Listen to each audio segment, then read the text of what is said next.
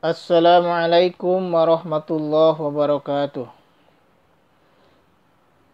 Innal hamdalillah nahmaduhu wa nasta'inuhu wa nastaghfiruh wa na'udzu billahi min syururi anfusina wa min sayyiati a'malina. May yahdihillahu fala mudhillalah wa may yudlil fala hadiyalah. Asyhadu an la ilaha illallah wahdahu la syarikalah wa asyhadu anna Muhammadan abduhu wa rasuluh alladzi la nabiyya ba'dah. Qala Allah Ta'ala fil Qur'anil Karim.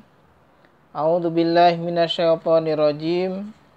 Bismillahirrahmanirrahim. Yusabbihu lillahi ma fis samawati wa ma fil ardh. Lahul mulku wa lahul hamdu wa huwa ala kulli syai'in qadir. Shadaqallahul adzim. Alhamdulillah, pada kesempatan kali ini saya kembali mau menyampaikan ringkasan dari tafsir surah At-Taghabun. Surah At-Taghabun ini tergolong surat Makkiyah, tapi ada juga sebagian yang berpendapat tergolong surat Madaniyah. Turun setelah surat At-Tahrim, ya. Turunnya setelah surat At-Tahrim, terdiri dari 18 ayat. At-Taghabun itu sendiri artinya ditampakkan. Maksudnya ditampakkan kesalahan-kesalahan. Kata-kata At-Taghabun diambil dari ayat yang ke-9 dari surat At-Taghabun. Ya. Adapun poin-poin penting yang terdapat di dalam surah At-Taghabun, yang pertama adalah tentang penyesalan, ya, penyesalan orang-orang kafir khususnya, yang mana mereka mendustakan terhadap hari akhirat. Orang-orang kafir tidak percaya akan adanya hari kebangkitan. Nah, lalu setelah di akhirat kelak, setelah ditampakkan kesalahan-kesalahan manusia atau amalan-amalan manusia pada umumnya, maka timbullah penyesalan dari orang-orang kafir. Sehingga mereka menyesal kenapa dahulu mereka mendustakan kepada hari kebangkitan atau hari akhirat. Ya. Dan secara umum orang-orang mukmin pun menyesali, ya. Setelah dinampakkannya amalan-amalan mereka, mereka menyesal ketika melihat amal solehnya ternyata sedikit, sehingga timbul penyesalan di dalam hati orang-orang mukmin ketika sudah dinampakkan oleh Allah pada hari akhirat kelak. Jadi orang-orang yang menyesal setelah dinampakkan amalan-amalan itu bukan hanya menimpa kepada orang-orang kafir, tetapi kepada orang-orang mukmin pun dia menyesal. Kenapa amal solehnya sedikit? Kenapa dia tidak beramal amal yang baiknya itu lebih banyak lagi?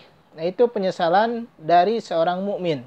Sementara dari orang kafir dia menyesal kenapa dia mengingkari akan adanya hari kebangkitan, mengingkari akan adanya hari akhirat, mengingkari akan adanya surga dan neraka, mengingkari akan adanya yaumul hisab dan sebagainya dan sebagainya. Kemudian poin yang kedua, ya, yang ada di dalam surah At-Taghabun ini adalah tentang musibah.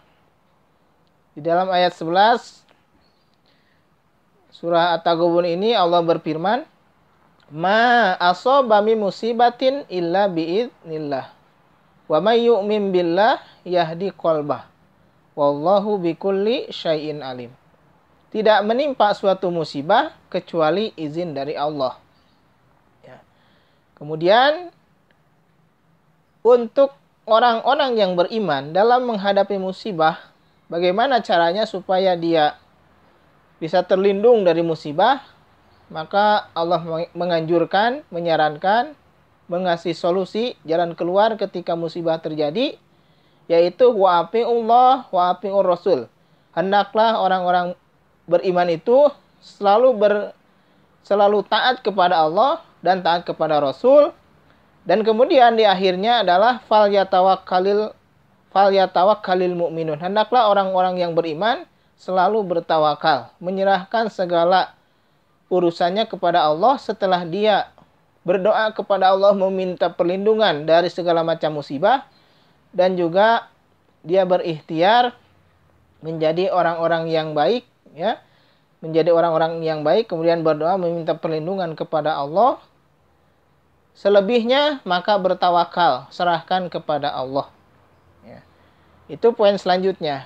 Kemudian poin yang ketiga dari surah At-Taghabun adalah Allah mengingatkan kepada orang-orang yang beriman. Kata Allah di dalam ayat selanjutnya, ayat yang ke-14, wahai orang-orang yang beriman, sesungguhnya di antara istri-istri kalian atau pasangan-pasangan kalian ada yang menjadi musuh bagi kalian. Maka berhati-hatilah kalian terhadap mereka. Artinya dalam keluarga kita, apakah pasangan ataupun anak, ya, turunan, itu ada yang menjadi musuh. Tidak sejalan, tidak seiman, tidak seideologi dengan kalian, orang-orang yang beriman. Seperti halnya contoh ketika Nabi Nuh tidak seiman dengan putranya dan juga istrinya. Juga Nabi Lut tidak seiman dengan istrinya. Kemudian istri Fir'aun, Siti Asyah, juga tidak seiman, ya, dengan dirinya. Siti Aisyah istrinya beriman, sementara Fir'aun kafir. Sehingga mereka ada yang menjadi musuh. Maka berhati-hatilah kalian terhadap mereka. Ya. Dan bersabarlah kalian dan maafkanlah oleh kalian dan mintakanlah ampunan untuk mereka. Nah, itu perintah dari Allah.